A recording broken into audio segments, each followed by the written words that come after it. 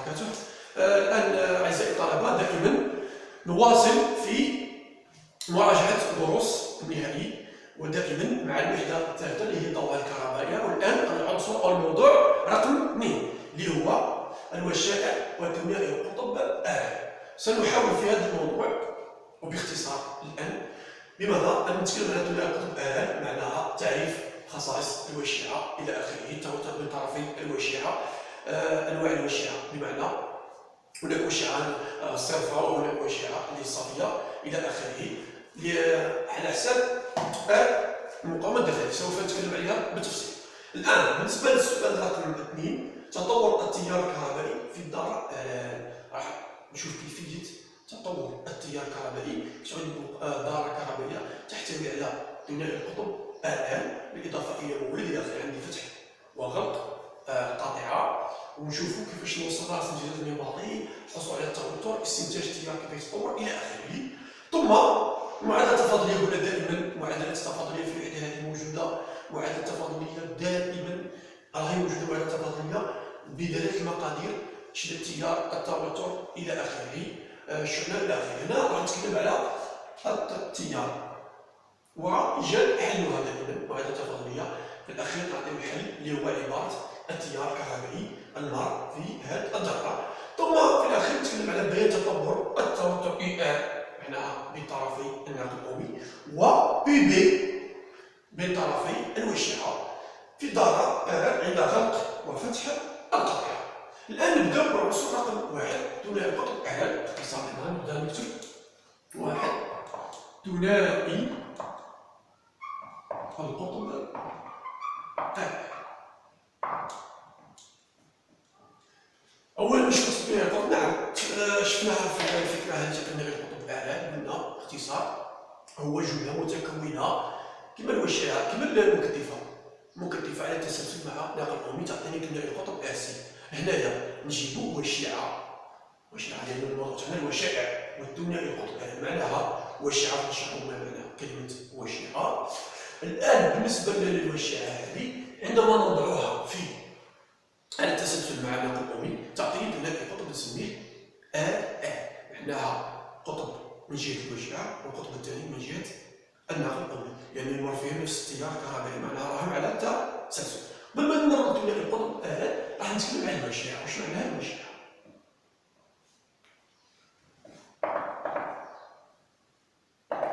الوشيعة باختصار جيد نقولوا هي عبارة عن عنصر كهربائي. دائما هي عنصر كهربائي، عنصر كهربائي مثل العناصر الكهربائية المكثفة، الناقل القومي إلى آخره. هذا العنصر الكهربائي مما يتكون أو كيف هو، ما هو شكله إلى آخره. العنصر الكهربائي هذا اللي هو عبارة عن وشيعة هي عبارة عن عبارة عن سلك، عبارة عن سلك ناقل. عادة باش يكون هذا السلك ناقل نحاس مثلا، من النحاس عادة نستعمل النحاس، سلك ناقل من النحاس، ويكون معزول بطبقة من الورنيش الفارغ المعروف، العزل من طبقة هاي معزول وملفوف حول أسطوانة عازل. باختصار شديد كاين بعض الوشائع تحتوي على نتكلم عليها هذه. بعض الوشائع تحتوي على مواد حديدية بداخلها. هذه بالنسبة لبعض الوشائع تحتوي على مواد حديدية. هنا قلنا المواد الحديدية بعد تأثر على معامل اللي هو نسميه البعد الذاتية إلى آخره، نتكلم عليها باختصار. هذه هي تعريف الوشيعة، عبارة عن عنصر كهربائي اللي هي سلك ناقل من النحاس يكون معزول وملفوف حول أسطوانة أيضا عازلة ونتحصل على الوشيعة. جيد. الآن بالنسبة لاختصار الوشيعة تتميز بمقدارين. أولا تتميز الوشيعة بمقدارين، هذه لازم تفهمها. لازم نركز على هذه الجمله المفيده جدا. هذه الجمله مفيده بمقدارين. واش معناها؟ المقدار الاول مقاومه داخليه بالأوم. مقاومه داخليه بالأوم. جيد. كون نجيبو واشعه تكلمت عليها، سلك نحاسي عازل الى اخره ملفوف، نضع حوله مقياس اومومتر اللي هو قياس لنا المقاومه، نلقاو يشير الى قيمه. ما معنى ذلك؟ معناها هذه الاشعه عندها خاصيه المقاومه، معناها مقاومه نسميها لديها مقاومه داخليه، معناها ليست صفر، عندها مقاومه معتبره، معناها ما نقدروش نهملوها الا اذا اعتبرت انها مقاومه مهمله او نعتبرها تساوي صفر، تصبح هذه الاشعه نديروها بالاشعه النثائيه او الصرفه. هذه سوف نتكلم عليها. هذا المقدار الاول لازم تفهمي مليح المقدار هذا، من بعد يعاوننا في عباره التوترات. مقدار ثاني واللي شفناه قلنا الاشعه واش عندها تجربه شهيره درناها في الدرس، نتكلم عليها باختصار شديد لانه ليس عندنا نظر لنقص الوقت. وهذه التجربه مهمه جدا، هي تجربه مصباحين. جيد. ما معنى تجربه مصباحين؟ نجيب مصباحين متماثلين ونضع مصباح على تسلسل مع ناقل ضوئي مقاومته R، ونزيد نضع مصباح ثاني على تسلسل مع وشعه عندها مقاومه داخليه R صغيره. R صغيره تساوي R كبيره، يعني لازم باش يكون الفرع نفسه تاع التيار يكونوا مربوطين على فروع ونربطوهم بمولد. جيد. مولد توتر ثابت. عند غلق القاطعه يمر التيار الكهربائي في الفرع اللي موجود فيه المصباح اللي موجود فيه الوشعه، والفرع المصباح الثاني اللي موجوده فيه المقاومه. واش نلاحظ؟ قلنا نلاحظ ماذا؟ انه المصباح L1 مثلا او L2 اللي موصول او اللي موجود على التسلسل مع المقاومه يشتعل مباشره وتكون انارته ثابته منذ البدايه. اما المصباح المتصل بالوشعه راه نلاحظ انه يشتعل متاخر عن المصباح الاول، ثم بعد ذلك باناره خافته، وبعد مده تصبح الاناره نفسها. لماذا؟ لان المصباحين متماثلين في الاناره، وثانيا لان شده السياره تصبح نفسها. علاش؟ خاطر المقاومه تاع المولد تاع الناقل الضوئي اي نفس المقاومه الداخليه تاع الوشعه. تسمى الاناره تسمى نستنتج ان نفس التيار راهو يمر بالفرعين، راهو تفرع التيار وفي النهايه راهو اصبح نفسه، وهذه اسمها بعد النظام الدائري. هنا خلاص نطور فقط من هذه الفكره التجريبيه. واش نستنتج؟ نستنتج ان الوشيعه ماذا؟ تؤخر مرور التيار او تؤخر اقامه التيار في الدائره. ما معنى هذا الكلام؟ ما معنى تؤخر؟ التفسير تاعو باختصار شديد انا مش يهمني فقط في هذه، ما ندخلش لان الوشيعه اللي يكون ندخلوا في الدرس هذا راه درس طويل جدا اللي هو درس التحريض. راهي درس يعني شامل وفيه قوانين مثل قانون لانس، قانون فاراداي. هذه ما ندخلوش في الموضوع هذا، وربما تدرسوها تاع التقنيه الرياضيه او الرياضي تدرسوها في السنه الثانيه بالتفصيل. ولكن هنايا حنا مش يهمني فقط، انا يهمني ان الوشيعه واش دير. الوشيعه عندها خاصيه التحريض. ما معنى هذا؟ ما معنى كلمه التحريض؟ باختصار انه كيمر فيها تيار متغير، هذاك التغير في التيار يؤدي الى تحرض الوشيعه الى انتاج تيار جديد يعاكس هذا التيار او يعاكس تغير التيار، معناها في تيار المولد. وبالتالي التيار تاع المولد اللي كان معروف في الوشيعه، ما الوشيعه انتجت له تيار اخر يعاكسه، معناها ادى الى تاخير ظهوره. هذاك التاخير مده زمنيه معينه، معناها نظام انتقالي، ثم يصبح التيار النهار في الذره نفسه ثابت. متفاهمين؟ اسم الوشيعه هذه نقدر نقول عليها بالاضافه ان عندها مقاومه داخليه، نقدر نقول عليها وشيعه تحريضيه. جيد. ما معنى تحريضيه؟ معناها تمتاز بمقدار يدعى معامل التحريض او الذاتيه. نسميوه نكتبوه، وهذه لازم تفهمها مليح. الذاتيه بين قوسين نقدر ندخل عليه معامل التحريض الذاتي. جيد. معامل التحريض الذاتي ويرمز له ب L. هذه نقدر نسميها قلنا ال معامل التحقيق الذاتي ال وحدته هي الهنري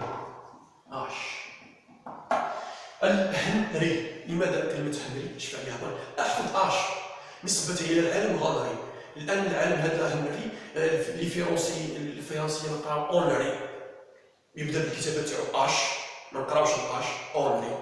وبالألمانية أو باللغة الأخرى اللاتينية بالألمانية يقراو هنري، معناها نسبة إلى بداية الاسم تاع العالم هنري. كما نيوتن رمز وحدة القوة هذا نيوتن نسبة للعالم نيوتن الإنجليزي. هذا هنري نسبة للعالم الألماني هنري اللي يخدم لنا على المشاريع إلى آخره. احفظ أنت ما تنساش الوحدة جيد. هذا المعامل بماذا يتعلق؟ قلنا يتعلق بالشكل الهندسي للوجهة.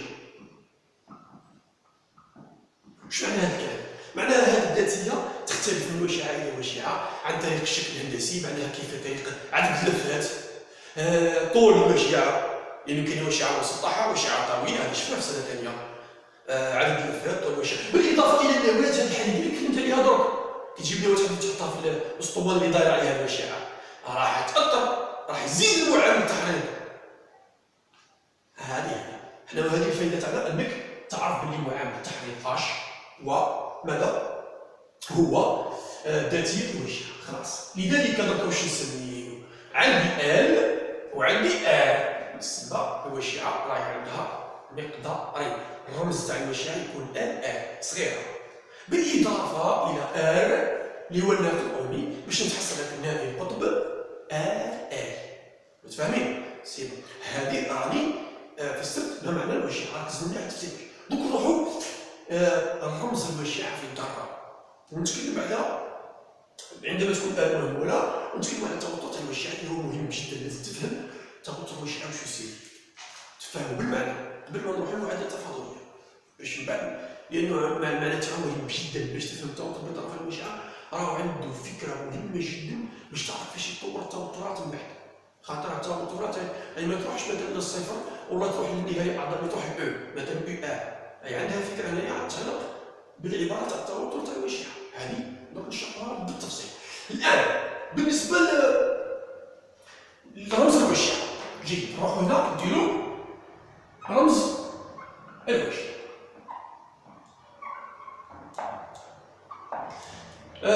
بالنسبة لرمز الوجهة في الذرة عندي رمزين نقدر نسميهم، نقدر نقول رمزين وإن كان نستعمل رمز واحد اللي هو الرمز الثاني يساعدني في إيجاد عبارة التوتر، الرمز الثاني مهم جدا.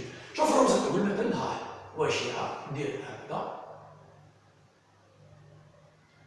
الوجهة سلك ملفوف حطها في الذرة ونكتب هنا من الفوق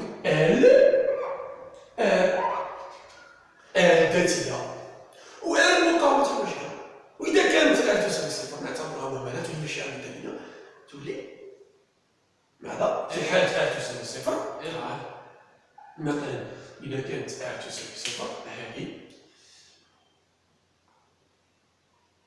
تولي نرمز لها فقط هنا و تساوي صفر ونسميوها وجهة ماذا؟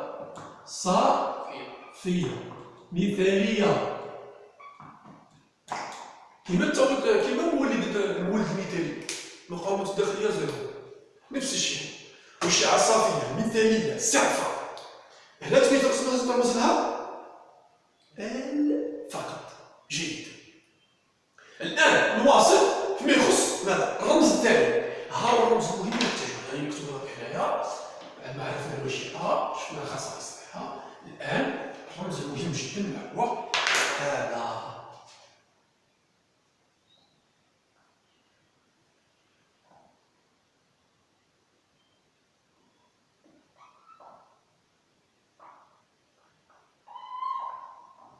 ها هو الرمز هذا مهم جدا جدا، وندير هكا.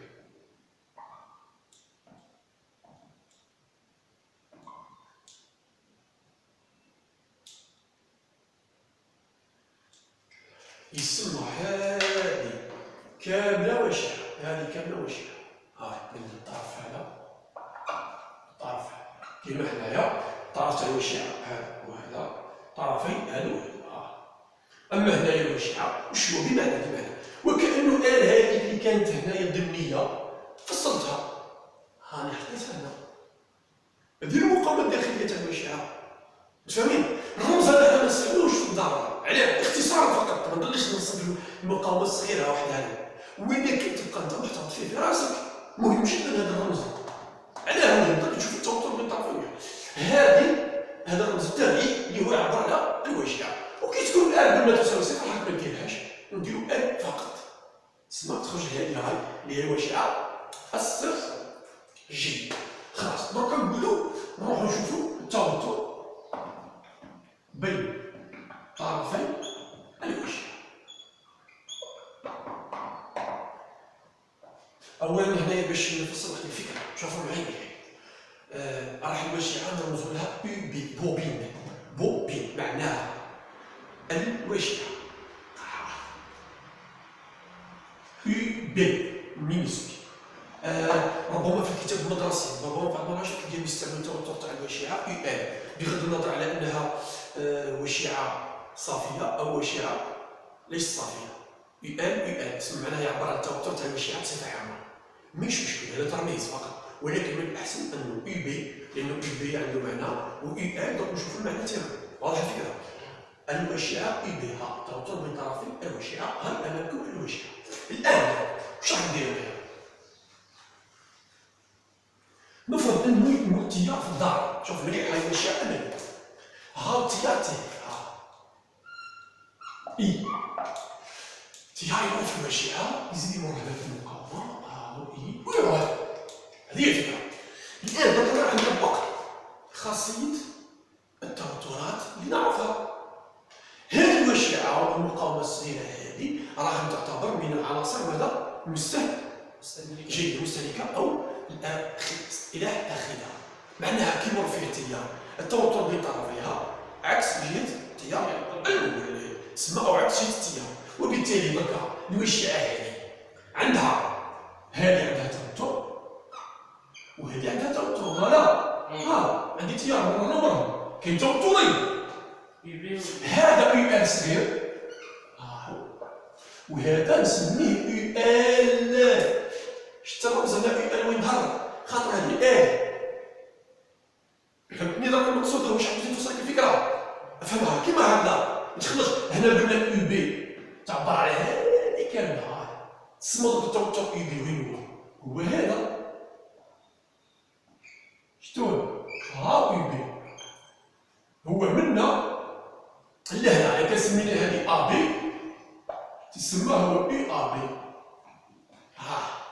التوتر تاع الوشعة كاملة باعتبار الوشعة والمقاومة الداخلية U B يساوي التوتر في نقطتين A B، الذي هو واش يساوي؟ U B واش يساوي؟ شوف معايا U L زائد U L. شكرا. ما معنى هذا الكلام؟ حسب قانون جمع التوترات، التوتر هذا هو التوتر الصغير تاع المقاومة الصغيرة زائد التوتر الذاتية. متفاهمين؟ ما درنا والو هنا، واش درنا؟ طبقت قانون جمع التوترات. سير خلاص. معناها التوتر تاع المقاومة عفوا تاع الوشعة بصفة عامة هو التوتر الذاتية L زائد التوتر المقاومة الداخلية. جيد، هذه هي. شكرا. متفاهمين هنايا؟ دركا نتلاقى في راسك وبين هذا U L واش يساوي؟ U L حسب قانون أوم واش يساوي؟ L صغيرة في I دو تي التيار متغير. هذه خلاص معروفة في قانون أوم، هذه معروفة. U L هذه الملاحظة اللي عندي. شوف التوتر الذاتية هذا يحفظ فقط، ما ندخلش التفاصيل تاع البرهان تاعو، ولا ربما تقول أستاذ ميجانا هذا القانون نحفظوه فقط باختصار شديد.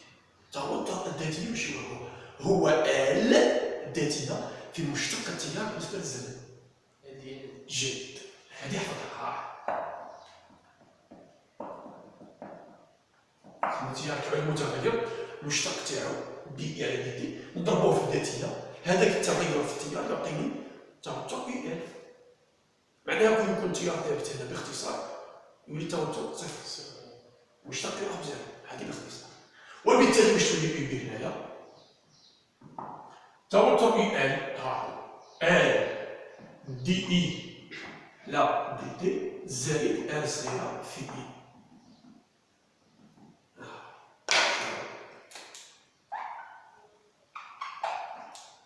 هذا هو الحل.